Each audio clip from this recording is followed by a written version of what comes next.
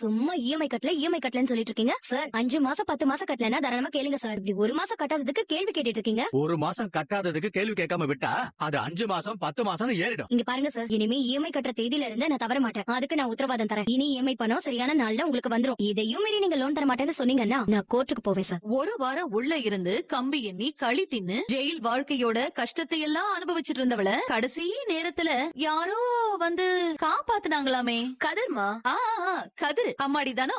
யாருமா அந்த கதிரு? புதுசா உனக்கு ஒண்ணுன்னா அந்த கதிரு தான் முன்ன வந்து நிக்கிறானா? இதுக்கப்புறமும் நீ என்ன பத்தி ஏதாவது தப்பா பேசுன, இப்போ நான் பேசுறது கேக்குதுல, அடுத்த தடவை அது கேட்காது. நானும் நாளையில இருந்து வேலைக்கு போறேன். ஒரு 12-14 ரூபாய் கிடைக்கும், சம்பாரிச்சு கொண்டு வந்து குடுக்கறேன்னு சொல்றா.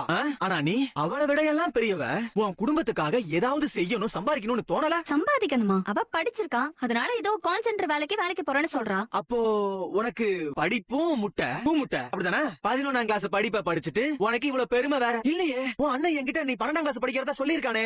நானும் உன் அண்ணனும் 12ஆம் கிளாஸ் ரோல் நம்பர் எடுத்துட்டு போய் மார்க் கூட பாக்க போனோமே. இப்பதானே எனக்கு ஞாபகம் வருது. கணக்குலயும் சயின்ஸ்லயும் அம்மாவுக்கு போச்சு இல்ல 12ஆம் கிளாஸ் ஃபெயில் இல்ல. இங்க பாருங்க, 12ஆம் கிளாஸ்ல ஃபெயில் ஆனத வச்சு தேவையில்லாம சொல்லிட்டு இருக்காதீங்க.